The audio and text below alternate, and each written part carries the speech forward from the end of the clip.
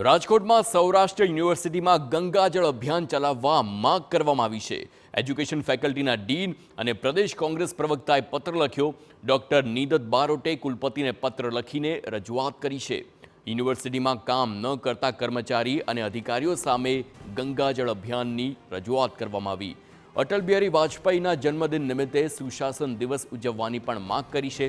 વિદ્યાર્થીઓના હિતમાં કામ ન કરનાર અધ્યાપકોને છૂટા કરવાની માંગ કરવામાં આવી છે। 50 વર્ષથી વિદ્યાર્થીઓ માટે કામ નહીં કરનાર અધ્યાપકોને છૂટા કરવામાં આવે તેવી માંગ કરવામાં આવી।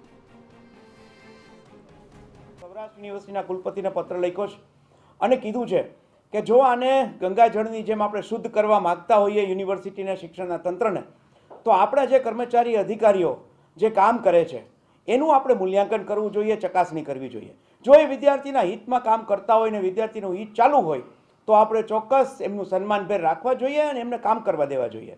પણ જો આપણા અધિકારીઓ કે કર્મચારીઓ ક્યાંક વિદ્યાર્થીઓનું હિત અથવા સમાજનું હિતને ધ્યાન ઉપર ન લેતા હોય તો આપણે પણ સૌરાષ્ટ્ર યુનિવર્સિટીમાં જરૂર પડે ત્યાં ગંગાજળ છાંટવું જોઈએ અને શુદ્ધિકરણ લાવવું જોઈએ।